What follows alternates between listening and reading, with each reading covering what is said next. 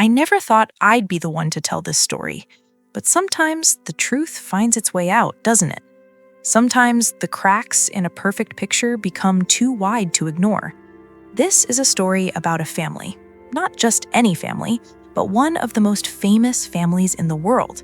A family that seemed to have everything: success, beauty, wealth, and most importantly, love. Or so we all thought. But behind closed doors, behind the carefully curated Instagram posts and the red carpet smiles, something was breaking. Something that no amount of money or fame could fix.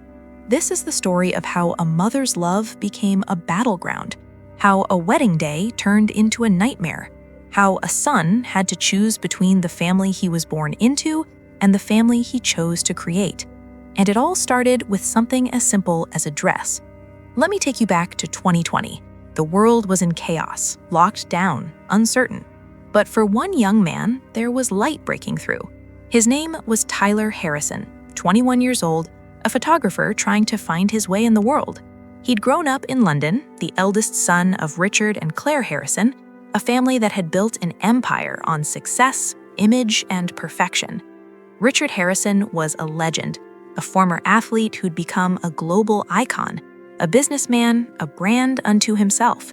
Claire Harrison was equally formidable, a former pop star turned fashion designer, known for her elegance, her drive, and her unwavering control over the family's public image.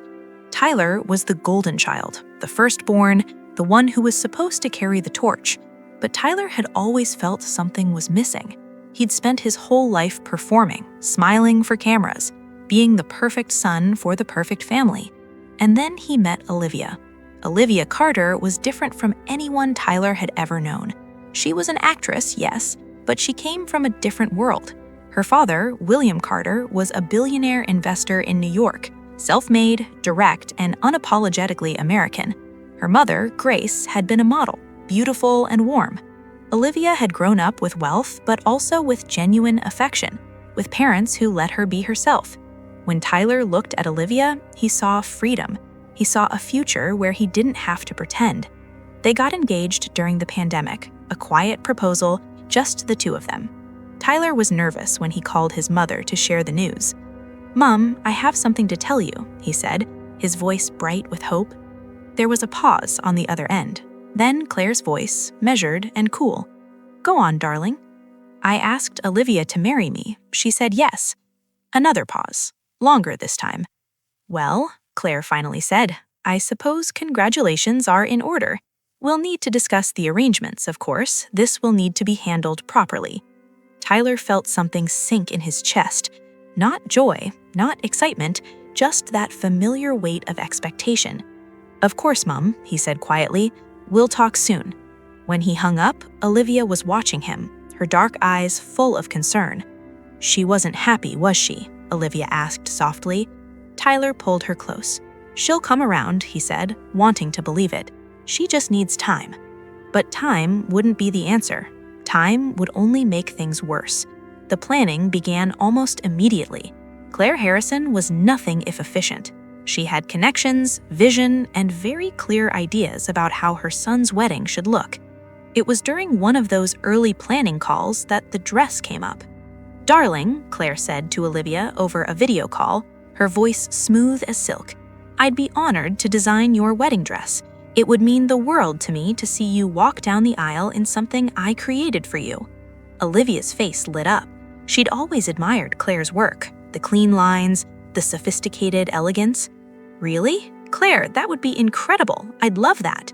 Tyler watched his mother smile, perfect and practiced. "Wonderful. We'll start the fittings next month." For weeks, Olivia talked about that dress. She flew to London for fittings, sent Claire inspiration photos, dreamed about how it would look. Tyler watched his fiancée glow with excitement, and for a moment he thought maybe everything would be okay. Maybe his mother was truly embracing Olivia into the family. But then, 3 months before the wedding, Claire called. Tyler answered. "Mom, hi, is everything all right?"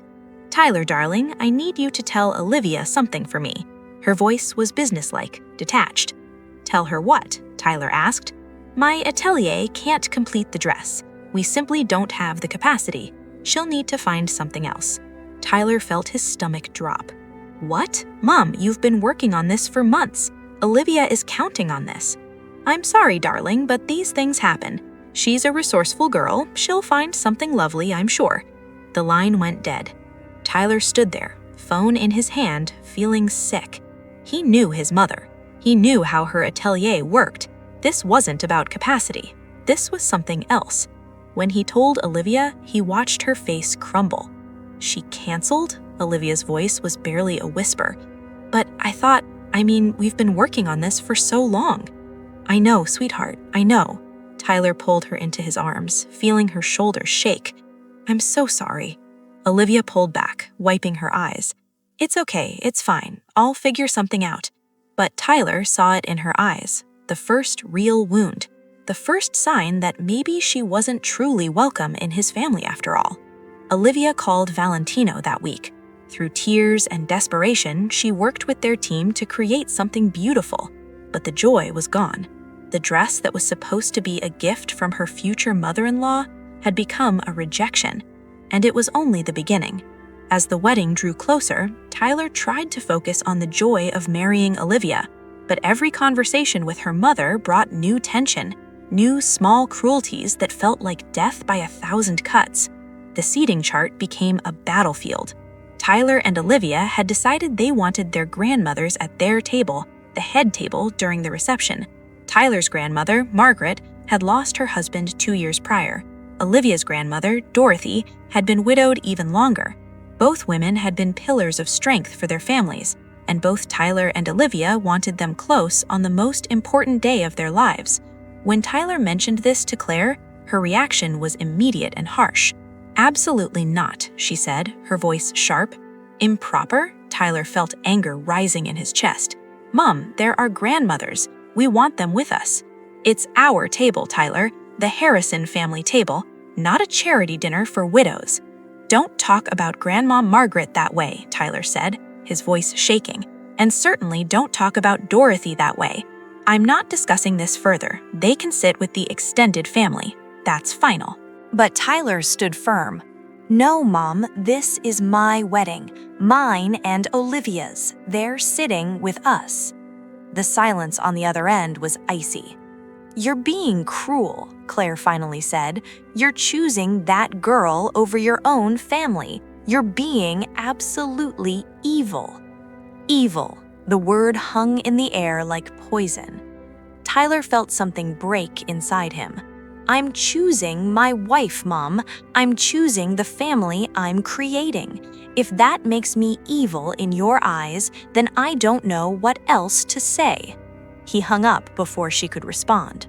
That night, Olivia found him sitting in the dark, staring at nothing. She called you evil, didn't she? Olivia asked quietly, sitting beside him. How did you know? I heard your voice through the door. She took his hand. Tyler, maybe we should just elope. Just the two of us. We don't need this. Tyler looked at her, this woman who had become his whole world. No, he said firmly, we're getting married the way we planned, with everyone we love there. I won't let her take that from us. But the damage was done. The word evil echoed in Tyler's mind. His own mother had called him evil for wanting to honor his grandmother, for wanting to make his bride happy. What kind of mother does that? April 9th, 2022, Palm Beach, Florida. The Carter estate was transformed into something out of a fairy tale. White flowers everywhere, the ocean breeze carrying the scent of jasmine, 500 guests dressed in their finest. Tyler stood at the altar watching Olivia walk down the aisle. She was breathtaking in her Valentino gown, a creation of lace and silk that had taken months of work. But Tyler knew the story behind that dress. He knew the tears and the rejection that had preceded it. Still, in that moment, seeing her smile at him, he thought maybe the worst was behind them. Maybe they could move forward, build their own life, their own family. The ceremony was beautiful. They exchanged vows, kissed as husband and wife, walked back down the aisle hand in hand. Tyler's family sat in the front row, his mother in a sleek black dress, his father, Richard, beside her looking uncomfortable in his formal wear. His younger brothers, Nathan and Lucas, were there too, looking bored and checking their phones. At the reception, everything seemed perfect. The food was exquisite, the music was lovely, and Tyler held Olivia close, feeling grateful that they'd made it this far. Then came the moment for their first dance. A close family friend, a famous singer named Anthony Martinez, had offered to perform as a gift. He was supposed to play their song, a romantic ballad that Olivia had chosen, while they danced alone on the floor. Tyler led Olivia to the center of the room. Anthony stepped up to the microphone. "Ladies and gentlemen, it's time for a very special moment. Tyler, would you please come to the stage?" Tyler looked at Olivia, confused. This wasn't part of the plan. But he went, thinking maybe Anthony wanted to say something, give a toast. When he reached the stage, Anthony's next words made Tyler's blood run cold. "And now, please welcome to the stage the most beautiful woman in the room tonight," Anthony announced, his voice booming through the speakers. "Claire Harrison." Tyler watched in horror as his mother glided onto the dance floor, a triumphant smile on her face. The music started, not the romantic ballad that was meant for his first dance with his wife, but something different, something with a harder beat. Claire reached for Tyler's hand, pulling him close, and then she began to dance. But it wasn't a sweet mother-son dance, it was something else entirely. Claire moved against him, her body pressing close, her movements suggestive and completely inappropriate. Tyler stood frozen, his face burning with shame and rage, as 500 guests watched his mother dance with him in a way that made his skin crawl. He caught a glimpse of Olivia at the edge of the crowd. Her face was white, tears streaming down her cheeks. She turned and ran from the room. Tyler tried to pull away, but Claire's grip was tight. She was smiling at the cameras, playing to the crowd, completely oblivious or completely uncaring about what she was doing to her son. When the song finally ended, Tyler didn't wait for applause. He pulled away from his mother and ran after his wife. He found Olivia in one of the estate's bathrooms, sobbing so hard she could barely breathe. "Olivia," Tyler whispered, kneeling beside her. "I'm so sorry, I didn't know. I swear I didn't know." "She planned this," Olivia choked out. "She planned to humiliate me on my wedding day. Our first dance, Tyler, that was supposed to be ours." Tyler pulled her into his arms, feeling rage and heartbreak warring in his chest. "I know, baby, I know. I'm so sorry." They stayed in that bathroom for 20 minutes while their wedding reception continued without them. When they finally came out, Tyler's face was set in stone. He found Anthony at the bar. "Did my mother ask you to do that?" he demanded. Anthony looked uncomfortable. "Tyler, man, she said it would be a nice surprise. I thought you knew." "I didn't." Tyler's voice was flat. "You ruined my first dance with my wife." He walked away before Anthony could respond. The rest of the reception was a blur. Tyler and Olivia smiled for photos, cut the cake, thanked their guests, but the joy was gone. The day that was supposed to be the happiest of their lives had been poisoned. That night, lying in their hotel room, Olivia turned to Tyler. "I want to renew our vows," she said quietly. "Just us, somewhere private. I want to have the moment your mother took from us." Tyler kissed her forehead. "Anything you want," he promised. "Anything." But in his heart, he knew something fundamentally changed. His mother had shown him exactly who she was, and Tyler wasn't sure he could ever forgive her. After the wedding, Tyler and Olivia tried to move on. They moved to Los Angeles, putting distance between themselves and both their families. Tyler continued his photography work, building a name for himself separate from his famous last name. Olivia pursued her acting career, booking roles, building her own path. For a while, they maintained appearances, They attended family events, smiled for photos, pretended everything was fine. The Harrisons were masters at pretending, after all. The brand didn't air their dirty laundry. They controlled the narrative, managed the press, kept the brand intact. But privately, the wounds festered. Claire called Tyler every few weeks, her voice always pleasant, always controlled. She never acknowledged what had happened at the wedding. She acted as if everything was perfectly normal.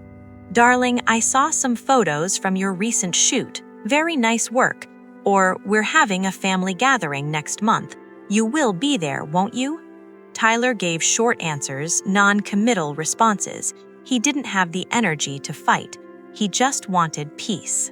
But then Claire started doing something that made Tyler's blood boil. She began inviting women from Tyler's past to family events, ex-girlfriends, old flings, women he dated before Olivia. They'd show up at Christmas dinners, at birthday parties, at gallery openings. "Oh, didn't I mention Jessica would be here?" Claire would say innocently when Tyler arrived with Olivia to find his ex-girlfriend sitting in the living room. "She's such a lovely girl. We've stayed friends, you know." Olivia would squeeze Tyler's hand, her jaw tight, but she never said anything. She was trying so hard to be the bigger person, to not cause drama, to fit into this family that clearly didn't want her.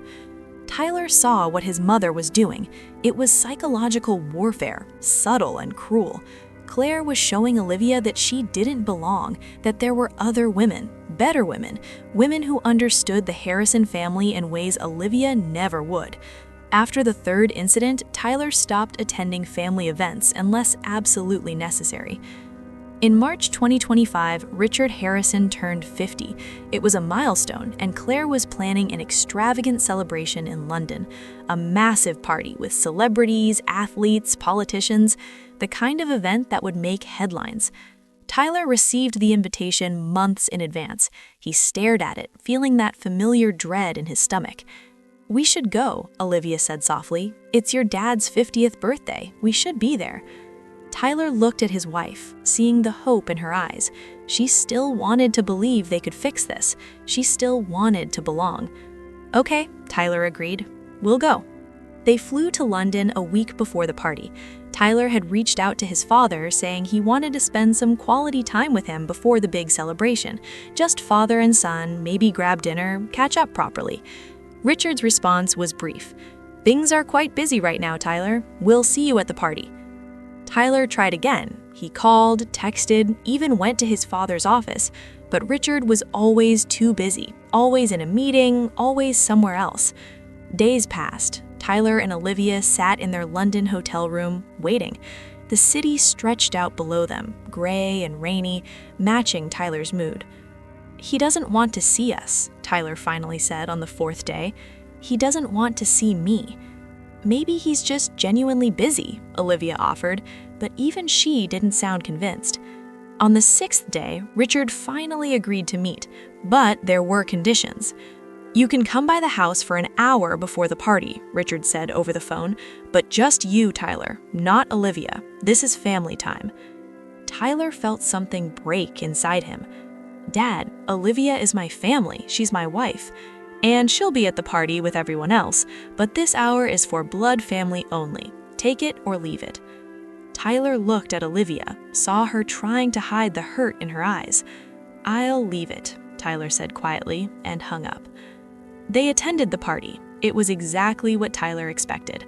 Hundreds of people, cameras everywhere, his mother working the room like the queen she believed herself to be. Richard held court in the center, surrounded by admirers and sycophants. Tyler and Olivia stayed for an hour, smiled for the obligatory family photo, and left. On the plane back to Los Angeles, Olivia fell asleep against Tyler's shoulder, exhausted from the emotional toll of the trip. Tyler stayed awake, staring out at the clouds, feeling something solidify inside him. He was done. He was done trying to fit into a family that didn't want him unless he played by their rules. He was done watching his wife be hurt by people who were supposed to love him. He was done. The months that followed were quiet. Tyler stopped answering his mother's calls. He sent brief, polite text messages on birthdays and holidays, but nothing more. He focused on his work, on his marriage, on building a life that felt authentic. But in the summer of 2025, things took a darker turn. Tyler's younger brothers, Nathan and Lucas, had always been distant. They were younger, still living at home, still under their parents' influence, but Tyler had hoped that as they grew older, they might understand his position, might reach out. Instead, they became weapons. It started with social media.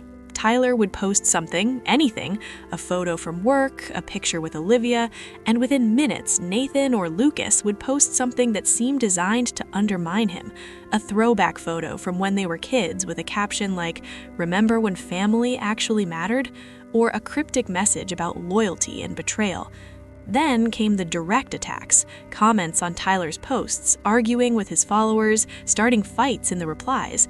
It was juvenile, but it was also deeply painful. Tyler tried to reach out to them privately. "Guys, what's going on? Why are you doing this?" Nathan's response was cold. "Mom and Dad are right about you. You chose that girl over your own family. You're pathetic." Lucas was even worse. "You're dead to us, Tyler. You made your choice. Live with it." Tyler showed the messages to Olivia. She read them, her expression sad but not surprised. "They're just kids," she said. "Your parents are controlling them." "They're 22 and 20, Tyler said, "old enough to make their own choices." "Are they, though?" Olivia asked. "Were you at that age?" Tyler thought about it. At 20, he was still completely under his parents' control. He didn't start finding his own voice until he met Olivia. His brothers were still in that prison, still performing for approval, but that didn't make it hurt less. By August, Tyler had blocked both his brothers on social media. He couldn't take the constant attacks, the public humiliation. It felt like his entire family had decided he was the enemy. December arrived cold and dark. Tyler and Olivia spent Thanksgiving with her family in New York, surrounded by warmth and genuine affection. William and Grace Carter weren't perfect, but they loved their daughter, and they'd embraced Tyler completely.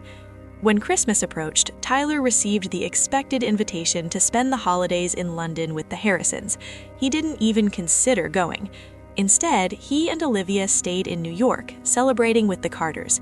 They woke up on Christmas morning in the Carter family home, opened presents, drank hot chocolate, and for the first time in years, Tyler felt truly at peace during the holidays. He posted a few photos on Instagram, casual shots of him and Olivia, nothing elaborate, just genuine moments of happiness. He didn't notice at first that his parents weren't following him anymore. It was Olivia who pointed it out a day later. "Tyler, have you checked your Instagram lately?" "Why?" "Your parents, they're not following you anymore." Tyler checked. She was right. Both Richard and Claire had unfollowed him. So had Nathan and Lucas. The message was clear. You don't exist to us anymore. Tyler felt a strange mix of pain and relief. The rejection hurt, but it also freed him from the obligation to keep trying. But then Lucas posted something on his Instagram story that made Tyler's blood boil. "Not true," Lucas had written in response to some tabloid story. "My mom and dad would never unfollow their son. Let's get the facts right. They woke up blocked, as did I." It was a lie. A blatant, public lie. Tyler had never blocked his parents. They had unfollowed him. They had made the choice to cut him off. But Lucas was rewriting the narrative, making Tyler look like the villain, like the one who'd abandoned the family. Tyler screenshotted the message, saved it, evidence of how far his family would go to control the story.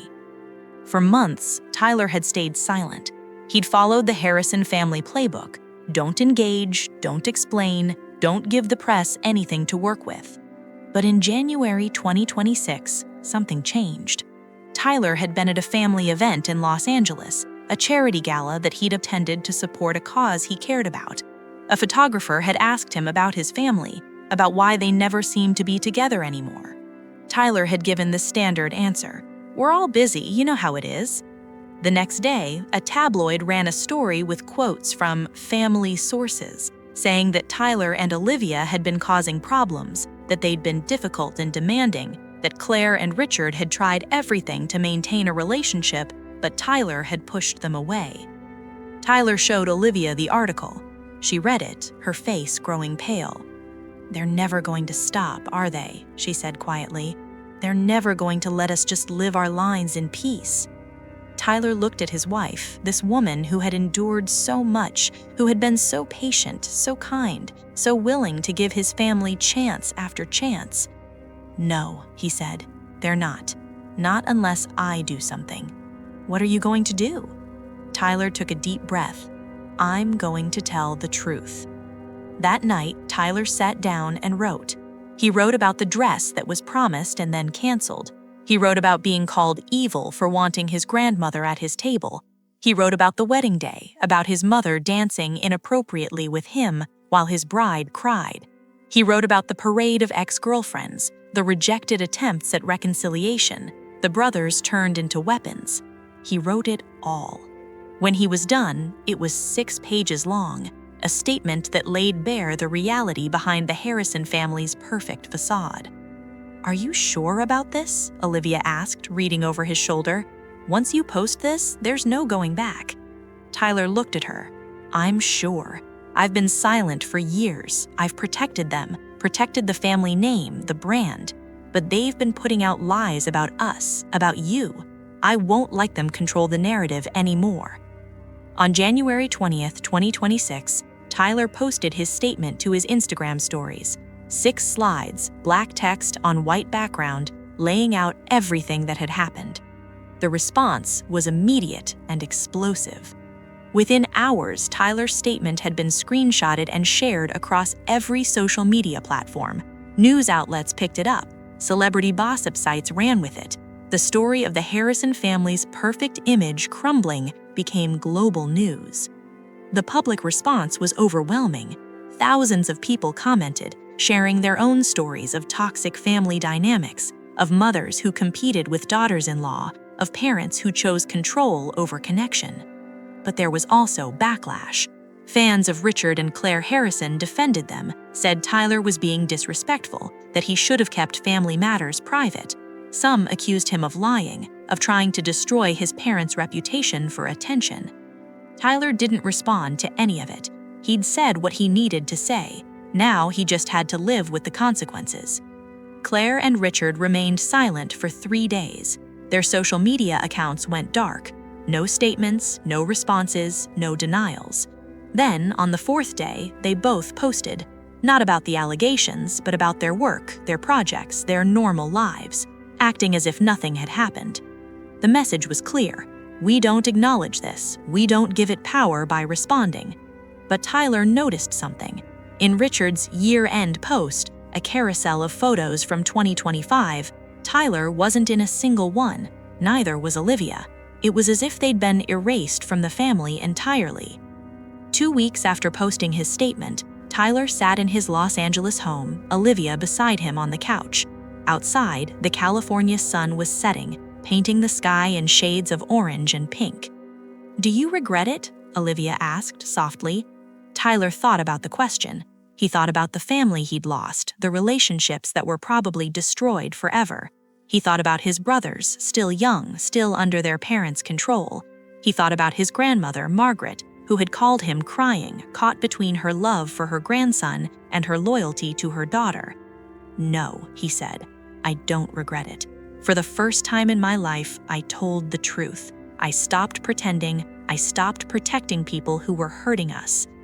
Olivia leaned her head on his shoulder. "What do you think will happen now?" "I don't know," Tyler admitted. "Maybe they'll reach out. Maybe they'll try to make amends. Or maybe they'll just continue to act like I don't exist." "And if they do that? If they never reach out?"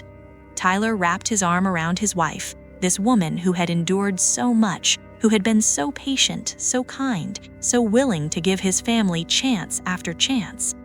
"Then I'll know I made the right choice, because I have you. I have the family we're going to build together, and I have my peace." "Your anxiety really is better, isn't it?" Olivia observed. Tyler realized she was right. The constant tension he'd carried for years, The feeling that he was always walking on eggshells, always one mistake away from disappointing everyone, it was gone. "It is," he said, surprised by the truth of it. "For the first time in my life, I can breathe." Tyler's story isn't unique, even though it's playing out on a very public stage.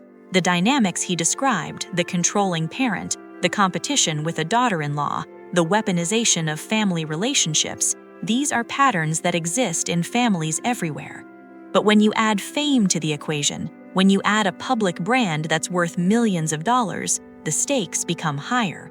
The family isn't just a family anymore, it's a business. And when the business depends on a certain image, on a carefully maintained facade, anyone who threatens that image becomes a liability.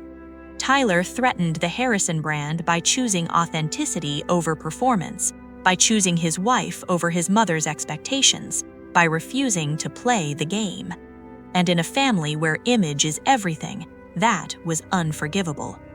What makes Tyler's situation particularly painful is that he clearly loves his family. You can see it in every word of his statement. He's not lashing out from a place of hate, he's crying out from a place of hurt. He wanted his parents to love him for who he was, not for who they needed him to be. He wanted them to welcome his wife, to celebrate his happiness, to put relationship over reputation. But that's not what happened. Instead, he got rejection, manipulation, and public lies designed to protect the family's image at the expense of the truth. Many people have asked whether Tyler and his family will reconcile, whether time will heal these wounds, whether Claire and Richard will eventually reach out, apologize, try to rebuild the relationship. Tyler himself has said he doesn't want to reconcile. That's a strong statement, and it speaks to the depth of the wounds he's carrying.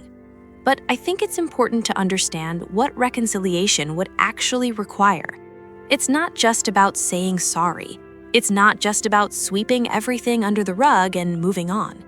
True reconciliation would require Claire and Richard to acknowledge what they did, to take responsibility for the pain they caused, to recognize that their need for control hurt their son and his wife, to understand that the wedding day humiliation, the canceled dress, the parade of ex-girlfriends, the public lies, all of it was cruel and unacceptable.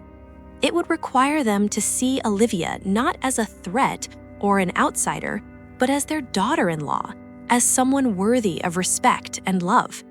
It would require them to put their son's well-being above their brand.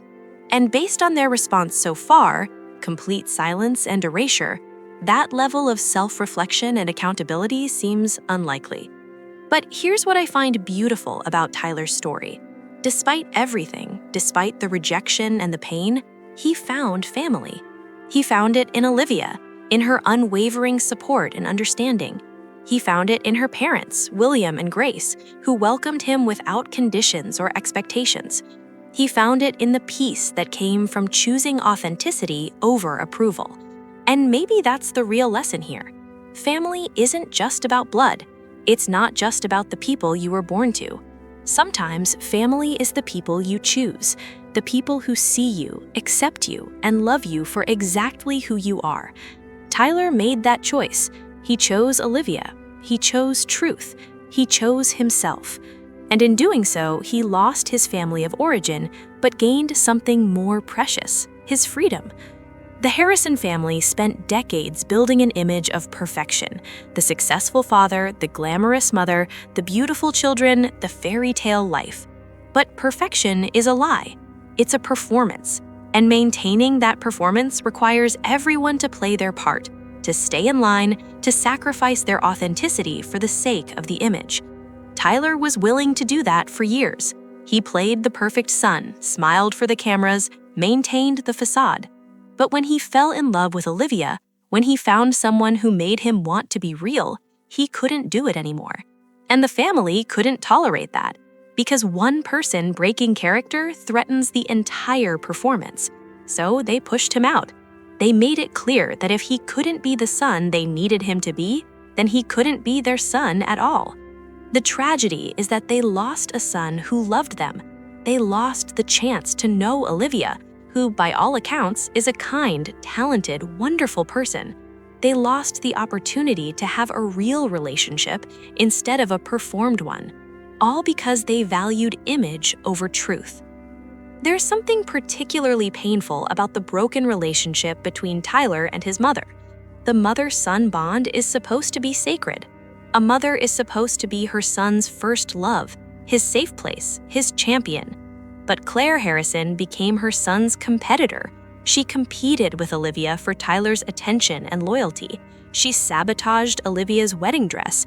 She literally inserted herself into Tyler and Olivia's first dance. These aren't the actions of a mother who wants her son to be happy. These are the actions of a woman who can't tolerate not being the center of attention even on her son's wedding day. Some psychologists might call this narcissistic behavior, the inability to see other people as separate individuals with their own needs and desires, the need to control the narrative and maintain power. Whatever you call it, it's heartbreaking, because Tyler deserved a mother who celebrated his happiness, who welcomed Olivia with open arms, who put her son's well-being above her own need for control. Instead, he got rejection, manipulation, and public humiliation. One of the saddest aspects of this story is Tyler's relationship with his brothers, Nathan and Lucas. They're young men, still finding their way, still dependent on their parents. Tyler described them being sent to attack him on social media. That phrasing is telling. He doesn't blame them entirely. He sees them as weapons being wielded by his parents. But that doesn't make their attacks hurt less. Tyler lost not just his parents, but his brothers too. The family he grew up with, the people who knew him best, they all turned against him. I wonder what Nathan and Lucas really think, whether they believe the narrative they're being fed, or whether somewhere deep down they know Tyler is telling the truth, whether they'll reach out to him someday when they're older, when they have more distance from their parents' influence, or whether the damage is permanent. One thing that makes Tyler's situation unique is that it's all playing out in public. Most people who have toxic family dynamics deal with it privately. They don't have millions of people watching, commenting, judging. Tyler's decision to go public was risky. It opened him up to criticism, to accusations of airing dirty laundry, of being disrespectful. But I think he felt he had no choice. His family was already controlling the public narrative, putting out stories that painted him and Olivia as the villains. By staying silent, Tyler was letting lies become truth. By speaking out, he reclaimed his story. He said, "This is what really happened. This is my truth." And for many people who've experienced similar family dynamics, Tyler's statement was validating. It gave voice to experiences that are often dismissed or minimized. It said, "You're not crazy. This is real, and you have the right to protect yourself even from family." So where does Tyler go from here? How does someone heal from this kind of family rupture? I think the answer lies in the life he's building with Olivia, in the family they'll create together, in the relationships they choose to nurture. Tyler has already said his anxiety is gone. That's significant. It means that despite the pain of losing his family, despite the public scrutiny, he feels lighter, freer, more himself. That's not nothing. Will he ever have a relationship with his parents again? Maybe, if they're willing to do the work, to take responsibility, to truly change. But if they're not, Tyler has shown he can survive without them. More than survive, he can thrive. Because he has something they can't take away: his truth, his integrity, and his love for Olivia. And in the end, that might be enough. Tyler Harrison's story is a reminder that fame and wealth don't protect you from pain, that a perfect public image can hide deep dysfunction, that sometimes the bravest thing you can do is walk away from people who refuse to see you.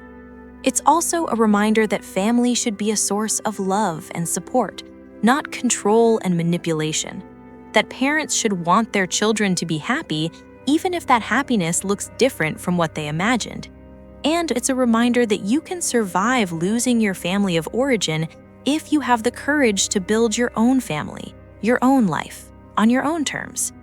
Tyler made that choice. He chose truth over image, love over loyalty to dysfunction. his own well-being over his parents' expectations. It cost him his family, but it gave him himself. And sometimes that's the trade you have to make.